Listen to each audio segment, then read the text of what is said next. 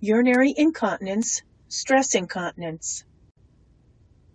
Stress urinary incontinence is associated with activities that cause an increase in intra-abdominal pressure, such as coughing, laughing, sneezing, or exercising.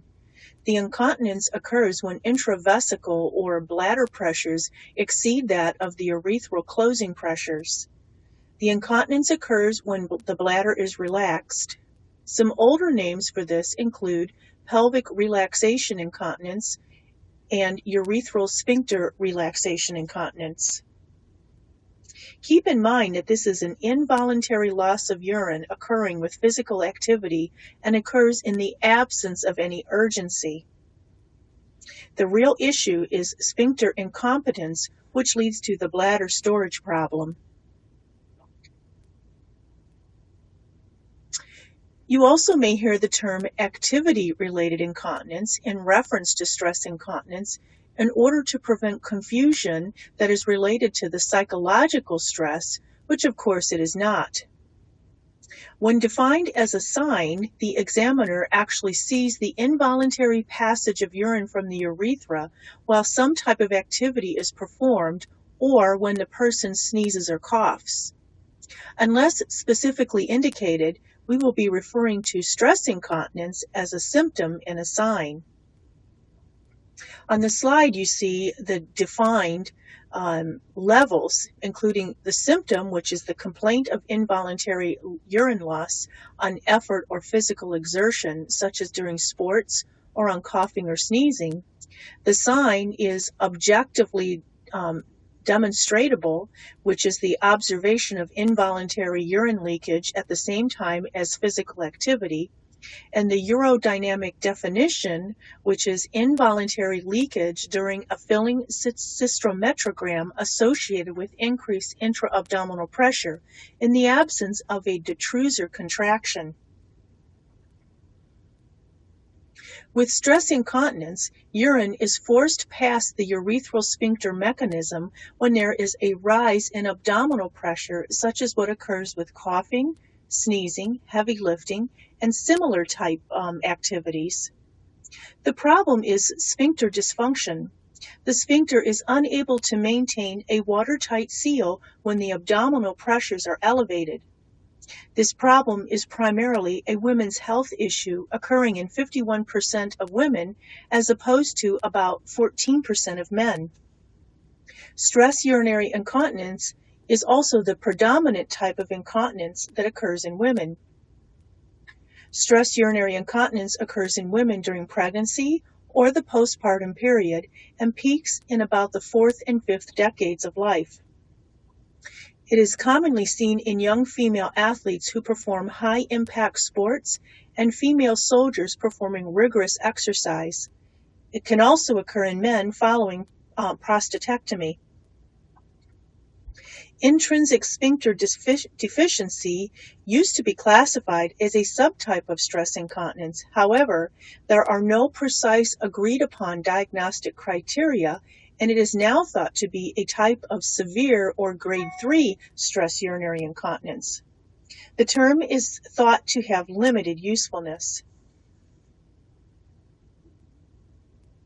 As you can see on the slide, the pathology is genuine stress incontinence with lack of anatomic support, or post-prostatectomy incontinence. Studies indicate that our understanding of the pathogenesis of stress incontinence is incomplete at this time. Urine leakage during activity is thought to occur as the result of two processes. The first involves the stress continence mechanism, and the second is loss of muscular support by the pelvic floor. Let's discuss the stress continence mechanism first. So take a moment to view the slide and follow the insertion points of the muscles related to the bony pelvis. These pictures illustrate muscles that make up the pelvic floor. It includes the puborectalis muscle, which forms a sling around the anal-rectal junction, the iliococcygeus, a small muscle that lies above the pubococcygeus, and the pubococcygeus muscle, which is the largest, centrally located, and extends from the symphysis pubis to the coccyx. Together, these muscles form what is called the levator-ani complex or levator-ani muscles.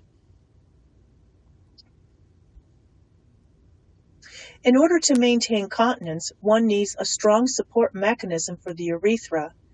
This consists of the anterior vaginal wall, the levator-ani complex and its attendant fascia, which groups into ligaments attaching the pelvic organs to the bony pelvis. One needs intact and strong levator-ani muscles to properly support the bladder and urethra in their usual anatomic positions. There is some evidence to support the idea that loss of normal intrapelvic position prevents the external striated sphincter from functioning properly. The distal displacement of the urethra in response to increased intra-abdominal pressure is termed urethral hypermobility.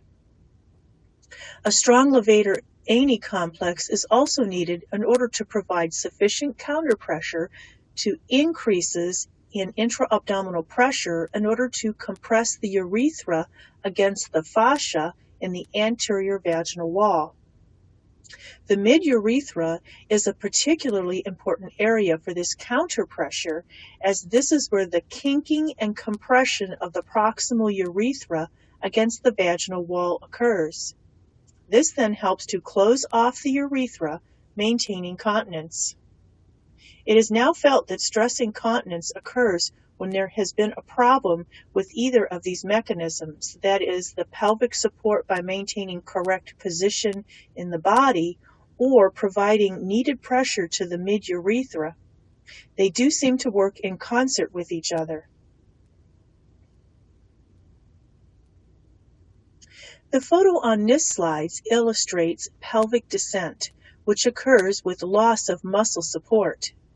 Normally, any increase in intra-abdominal pressure is transmitted equally between the bladder, bladder neck, and urethra. With loss of muscle strength, usual support is lost, and with increased intra-abdominal pressure, the pelvic floor descends, causing the bladder, neck, and urethra to be positioned downward. This relaxation results in urethral hypermobility, which is the downward and outward displacement of the urethra. Risk factors associated with the development of stress urinary incontinence are listed on this slide and include age, pregnancy, increasing parity, connective tissue disorders, increased abdominal pressure, specifically related to environmental or medical factors. Relative to C-section, vaginal delivery increases the risk for developing stress urinary incontinence, but exactly what factors play into this is not clearly understood at this time. Increasing parity weakens the muscular support as a result of the trauma placed on the pelvic floor with childbirth. Connective tissue disorders can result in weakness to muscular support. Increased intra-abdominal pressure can be caused by medical and environmental factors. Medical factors would include smoking, chronic coughing, chronic strain with defecation, and similar situations. Studies show that obesity increases the risk of developing stress urinary incontinence. If one loses weight, along with other treatment methods, the stress incontinence shows improvement over time. Environmental factors would include heavy lifting, either during work or play, and impact exercises. Over time, this can weaken muscular support. It has also been found that fluctuations in hormonal status can also be a risk factor. The week before a woman's period increases the risk of stress incontinence secondary to decreased estrogen production. Hysterectomy has been mentioned as a contributing factor for stress incontinence, but there has been contradictory evidence to support this claim. It has also been suggested that genetics play a role as a risk factor for stress urinary incontinence, but the association is not clear. Pelvic floor trauma can also contribute to stress urinary incontinence. Examples would include obstetric trauma, pelvic fracture, and radical surgeries. When evaluating the person presenting with stress UI, the history and physical should begin with components of the general workup for any person presenting with incontinence. This is covered in the assessment lesson. Specifically for stress incontinence, listen carefully as the patient describes the pattern to their incontinence. Ask about activities that can trigger the problem, specifically anything increasing intra-abdominal pressure such as sneezing, coughing, laughing, lifting heavy objects, and similar type situations. Do note the volume of urine loss, measures taken to deal with the incontinence, and the effect the incontinence has had upon his or her lifestyle is important to include. The physical exam includes a mental status check, measuring the BMI, and assessing abdominal and pelvic areas. A neurologic exam includes assessment of the individual's cognitive status. The Folstein mini mental state exam can be used if there is any question about cognition. A score of 23 to 30 indicates the person is cognitively able to participate in behavioral programs. The bulbocavernosus reflex and anal wink evaluate sacral nerve roots S2 to S4. Absence of the anal wink is suggestive of sacral disease and sphincter denervation in young people. The anal wink may be normally absent in the elderly. Referral to a neurologist is indicated if there is a suspicion of neurologic problems. With the pelvic exam, the licensed individual practitioner will do a bimanual exam as well as a speculum exam. Evidence of pelvic organ prolapse, assessment of pelvic floor muscle strength, and inspection of the muscles for atrophic changes will occur. Atrophic changes are evidenced by thin, pale, shiny mucosa with a decrease or loss of vaginal rugae or folds. Sometimes one can see diffuse or patchy erythema. If retention is thought to be a possibility, a post-void urine or post-void residual should be obtained. You can assess the strength of the pelvic muscles by asking the woman to sneeze around the examiner's finger. Using the Oxford scale for describing pelvic floor muscle strength, a 0 is a number ranging from 0 indicating no discernible contraction through 5 indicating strong muscle strength that elevates the examiner's finger against strong resistance.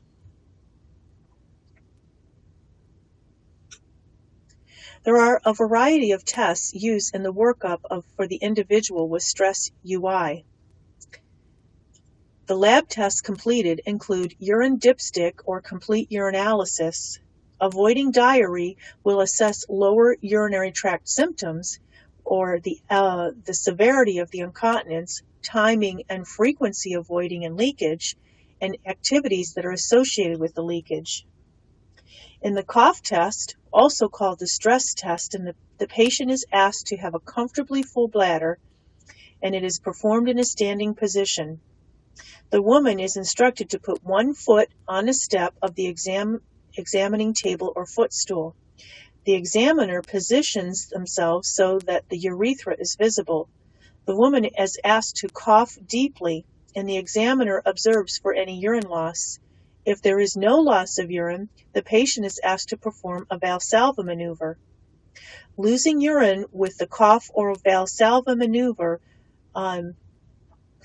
which are both called provocative maneuvers, is a positive test and an objective indicator of stress incontinence. Experts at the Agency for Healthcare Research and Quality, or AHRQ, concluded that in a clinic setting, women can be accurately diagnosed with urinary incontinence based on a clinical history and evaluation. A bladder diary is used to determine the predominant type of incontinence and also the cough stress test. You may see some additional tests, including a pad weight test and urodynamic testing. With a pad weight test, pre-weighted pads are labeled for every 2 hours in a separate plastic bag. The patient changes the pad every 2 hours and then reseals the plastic bag. This is done for 24 hours. The pads are brought to the visit and the pads are weighed. More than 1 gram indicates urine loss. So this provides a quantifiable volume of the type of loss that is occurring. Urodynamic tests are indicated for those who present with complex symptoms such as pain in the lower abdomen or bladder, hematuria, recurrent urinary tract infection, history of radiation therapy or pelvic surgery, suspected fistula, or severe pelvic organ prolapse. Treatments for stress incontinence are listed on this slide. The options are varied and dependent on the severity of symptoms, the cause, and of course by patient request. The individual who is overweight should be counseled on the effects of obesity and the risk for urinary incontinence and the evidence that weight loss does decrease that risk. Specific recommendations for weight loss and appropriate referrals are key to success in this case. Fluid intake is also important and should be limited to about 1,500 cc's per 24 hours. Now, for people ingesting high levels of caffeine, a gradual decrease is advised, along with observation of the effect the caffeine reduction has on continence status. If no effect is observed, the individual can resume their normal caffeine intake. Pelvic floor muscle training is used as a first-line therapy for motivated women with uncomplicated stress urinary incontinence. These exercises are also known by the name of Kegel exercises, named after an obstetrician, of course by the name of Dr. Kegel, who first advocated their use. When the muscles are contracted, the exercise will lift the levator ani muscle upward and forward to compress the urethra and increase the urethral closing pressure, which of course is important in maintaining continence. Additionally, when the muscles are toned, they provide support to the bladder neck and proximal urethra, which assists in keeping them in the correct anatomical position during episodes of increased intra-abdominal pressure. The AHRQ, as well as findings of a 2014 Cochrane review, conclude that there is high-level evidence of pelvic floor muscle training beneficial to women with stress urinary incontinence. However, there is no consensus on the exact or best way to perform these exercises. In general, the approach used, or the approach taught, advises 40 to 45 repetitions per day divided into 3 or 4 sets. This means that the individual should perform 3 to 4 sets per day of 10 to 15 exercises per set. Additionally, the person should perform the exercises in the sitting, standing, and supine positions.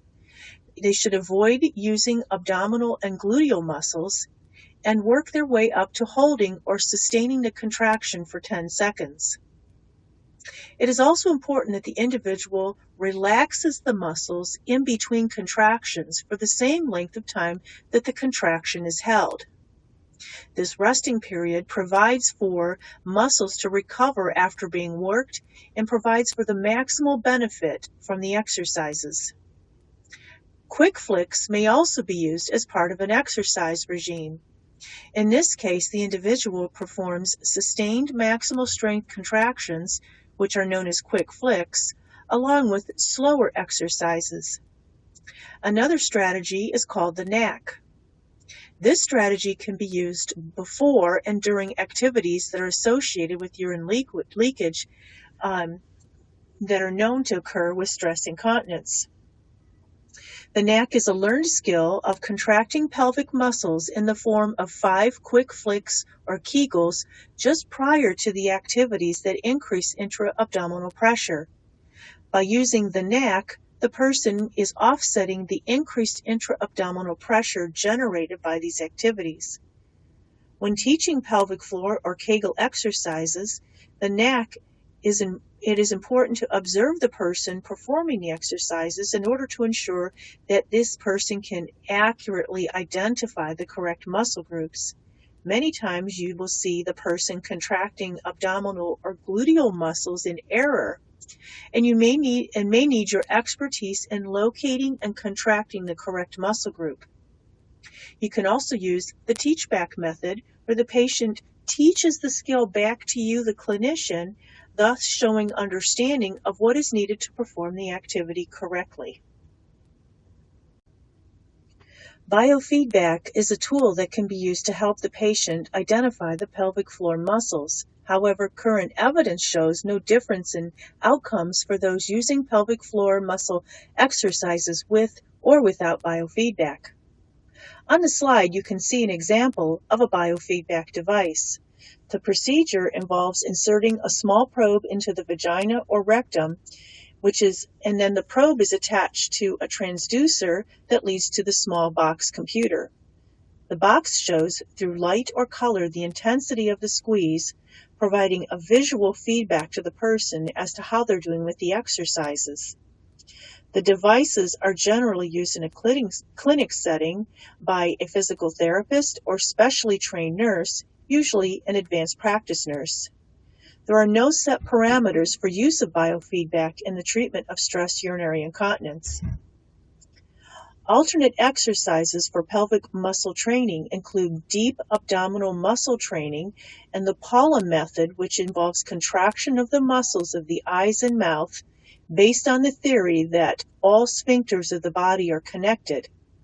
And if you work one set, you invariably work them all. Now, there is contradictory evidence and no strong support for deep abdominal muscle training, and no evidence to support efficacy of the Paula method. Other generic exercise programs, such as yoga and Pilates, can potentially help to strengthen the pelvic floor. However, no randomized controlled trials have been done using these testing methods. Pessaries used to manage urinary incontinence are generally round, with or without a supporting diaphragm. Pessaries are also used to provide support for women who have pelvic organ prolapse. The pessary is used to support and stabilize the urovesical junction and bladder neck to compress the urethra during periods of increased intra-abdominal pressure and prevent urine leakage. These devices are fitted by the nurse practitioner or gynecologist or urologist. Most of the time, fitting occurs through trial and error. After initial insertion, follow-up visits are scheduled for 1 to 2 weeks later, at which time the pessary is removed, the vagina is examined, and the pessary reinserted. If there are no side effects, the patient can be taught to remove and reinsert the pessary at least once a week, with follow-up in another 1 to 2 months, then every 6 to 12 months thereafter. If the person cannot or does not wish to remove the pessary herself, follow-ups are scheduled 1 to 2 months later, followed by every 3 to 4 months thereafter for cleaning and examination by the LIP. Pessary use can continue indefinitely. As women age, a new pessary may need to be fitted. Many women also take a low-dose vaginal estrogen cream in order to treat any atrophy of the vaginal tissues. Side effects include vaginal erosions and ulcerations, vaginal bleeding, development of foul vaginal discharge, irritative symptoms, and difficulty in having a bowel movement or interference with sexual intercourse. Vaginal cones serve as a means of evaluating and strengthening the pelvic floor. They are intravaginal weights that come in sets of 5 smooth cones ranging in weight from 20 grams or 0.7 ounces to 70 grams or 2.5 ounces. The cones are inserted into the vagina with the goal of keeping it in place for 15 minutes. This is done twice a day. And additionally, while the person's up and moving naturally. If the cone begins to slip, the pelvic muscles are contracted to hold the cone in place. Over time, generally about a month, the weight of the cone can be increased. The cones should not be used during menses. It is thought that the cones provide sensory feedback and also stimulate reflex contraction of the pelvic muscles.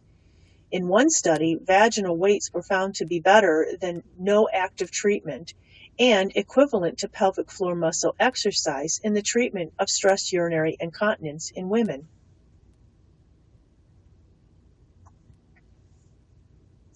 Electrical stimulation or transvaginal electrical stimulation uses a vaginal probe to deliver electrical stimulation to the pelvic floor. It is theorized to be helpful in treating stress urinary incontinence through the use of low-dose electrical currents to contract smooth and striated muscles in the pelvic floor and cause reflex inhibition to the detrusor muscle. For electrical stim to be successful, an individual requires intact neurological pathways. Results on its efficacy are mixed, with one systemic review finding mixed efficacy and an AHRQ review concluding that a high level of evidence exists for e-stim increasing continence rates and decreasing pad use. Additionally, there appears to be no difference between e-stim and pelvic muscle floor exercises in regard to continence outcomes for women with stress urinary incontinence. So clearly, further research is needed to clarify these issues. And as always, it's important to stay in touch with what the journal articles are telling you.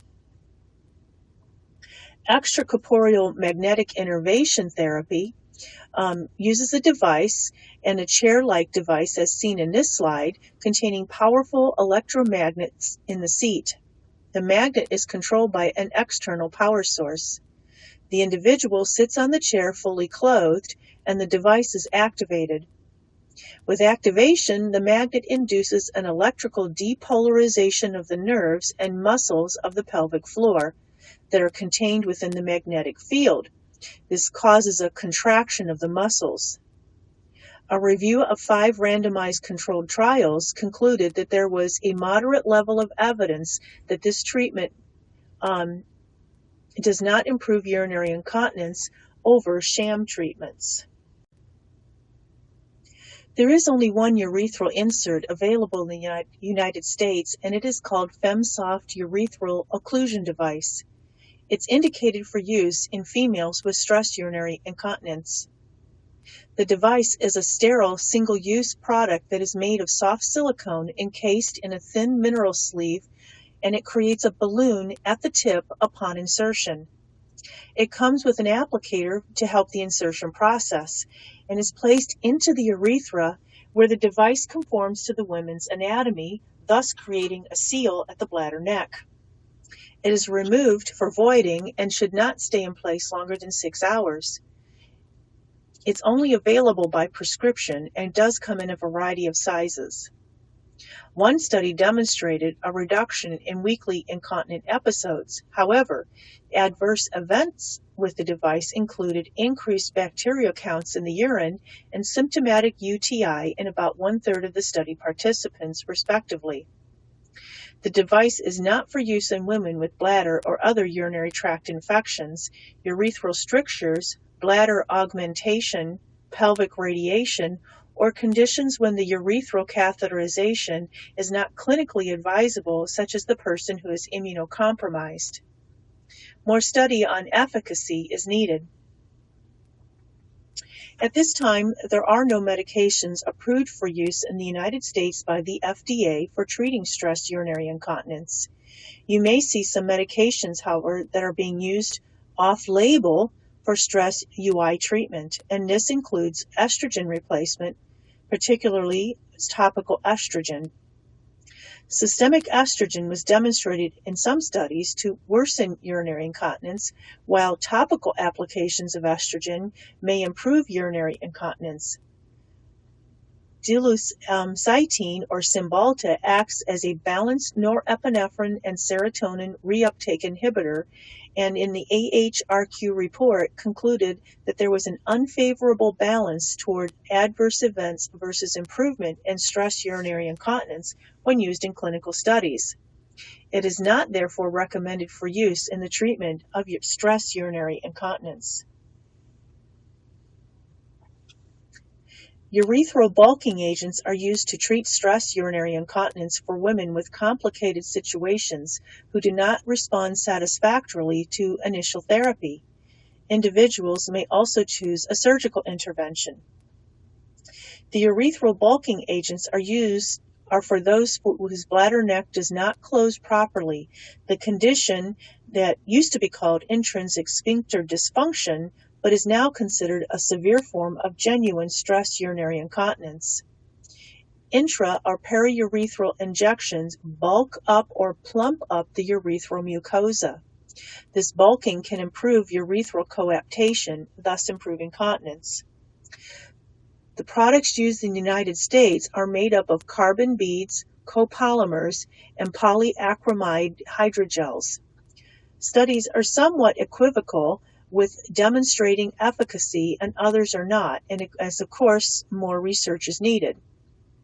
The procedure is done in an outpatient basis, using a local anesthetic and sterile technique. The bulking agent is injected into the urethra in 3 separate areas in a circumferential plane in order to allow for coaptation of the urethra. When injected, the implant elicits a normal inflammatory reaction from the body and becomes surrounded by the body's own fibrin. Later, collagen ingrowth occurs around and through the material, eventually surrounding the material in its entirety. The bulking agent then becomes anchored with urethral tissue, remaining in place without moving or migrating. The patient needs to void prior to leaving the outpatient area. If she cannot do this, instruction on self-intermittent catheterization is given, and the person will perform this until the swelling in the area resolves. If the initial treatment is not successful in resolving the stress urinary incontinence symptoms, a follow-up injection can occur 3 to 4 months after the initial one. Surgery is considered for those who have complicated stress urinary incontinence and have not responded satisfactorily to initial therapy. Surgical options include cupole suspension or mid-urethral sling procedures. The cupole suspension lifts and stabilizes the bladder neck through an abdominal incision, either open or laparoscopically. This technique improves the urethral sphincter function when increased intra-abdominal pressure occurs. More common now is the mid-urethral sling, in which a sling is permanently implanted to provide support to the mid-urethral point between the bladder neck and urinary meatus. A variety of techniques that are used to the retropubic and transobturator slings are commonly used. A variety of products have been used for the sling, including cadaver fascia and synthetic materials, including mesh. Mini slings done with minimally invasive surgical techniques are a type of mesh slings that provide maximal support to the urethra while minimizing the erosion risk, which is always a possibility with any sling procedure. Potential side effects specific to mesh-related surgical procedures include voiding dysfunction, bladder injuries, mesh erosion, and pain. Some patients may go home with an indwelling catheter, either suprapubic or urethral, and will need to learn care of the catheter, including stabilization. Individuals may also need to be taught intermittent catheterization prior to surgery if there is a failure to spontaneously void once the indwelling catheter is removed. Post-proctectomy incontinence is the most common cause of sphincter deficiency or stress incontinence in men. The prostate gland is a walnut-sized gland that surrounds the proximal urethra and is located at the bladder base just distal to the urinary or internal urinary sphincter. The prostate is important in semen production and crucial for orgasm and ejaculation. The prostate gland normally feels smooth and symmetrical when palpated during the digital rectal exam. If it is boggy or tender on exam, prostatitis or infection of the prostate gland is suspected. If there's any asymmetry or nodules felt on the exam, a workup for prostate cancer would be indicated. Benign prostatic hyperplasia, also called BPH, is the most common neoplasm or abnormal tissue growth in men, affecting about 3 to 4 men in their 60s. When the prostate enlarges, it causes a functional obstruction as well as causing an increase in tone of the internal sphincter. Both of these effects lead to what is known as, or collectively known as, lower urinary tract symptoms, or LUTS or LUTS, seen in men with this condition. These LUTS symptoms include a sudden urge to void, daytime frequency, nocturia, or the need to waken at night to void, involuntary leakage, stress incontinence, and pain. Voiding symptoms are also present and include a slow or interrupted stream, hesitancy, difficulty in starting to void, straining or the need to use the Valsalva maneuver in order to initiate the urinary stream, a terminal dribble, and general discomfort. Post-voiding symptoms include a feeling of incomplete bladder emptying and post-micturition dribble. For those with suspected BPH, a thorough and concise history, physical exam, urinalysis, and flow studies need to be completed. The treatment is based on the individual symptoms and include dietary changes and weight reduction, decreasing substances that irritate the bladder, or elimination of medications that irritate the bladder, and when possible, anything else that contributes to the problem, including decongestants and other adrenergic agonists. Remember, these medications tend to tighten the bladder neck. Medications are a second-line therapy. Alpha adrenergic agonists decrease internal urethral sphincter tone, and 5-alpha reductase inhibitors decrease the size of the prostate. Alpha adrenergic agonists include terazosin and doxazosin, must be used cautiously in the elderly. They cause postural hypertension by interfering with the normal vasoconstrictive response and place the patient at risk for dizziness and lightheadedness, which of course places the person at risk for a fall. Patients on these medications should be instructed to get up slowly. Newer medications in this category, tamsulosin and silodosin, are selective for the bladder neck and prostate and have fewer cardiovascular side effects. Medications that reduce the size of the prostate are the 5-alpha reductase inhibitors, include finasteride and dutasteride. Side effects include decreased libido, erectile dysfunction, breast tenderness, and enlargement. They can also affect prostate-specific antigen or PSA levels. If these methods do not help the man with BPH, a prostatectomy is then considered. A transurethral resection of the prostate has a better long-term efficacy than other forms. The choice of technique is, of course, made by the surgeon based on the individual situation. On this slide, you see delineated treatment modalities for the man with stress urinary incontinence. We will discuss scheduled voiding and elimination of bladder irritants in more depth with a discussion on urgency and urge incontinence. Now, we have talked about pelvic floor muscle training plus or minus biofeedback earlier in this presentation. Keep in mind that this can help in strengthening the external urinary sphincter, which is the only sphincter available for use after BPH surgery. Remember, the internal sphincter mechanism is gone along with the prostate after a prostatectomy. There can be temporary incontinence, which can last from 9 to 18 months. Again, keep this in mind because as you follow up with this person, you'll need to keep track of how much time has elapsed since surgery.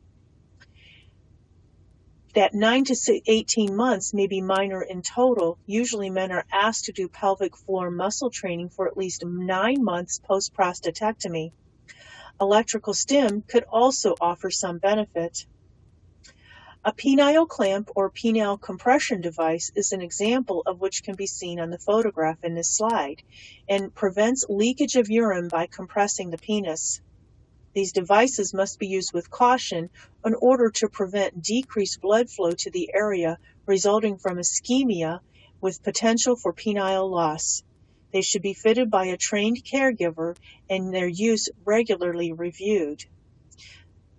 The man needs to be mentally alert and aware of bladder filling and have intact sensation to the genitals and intact penile skin, as well as the manual dexterity to work the chosen device.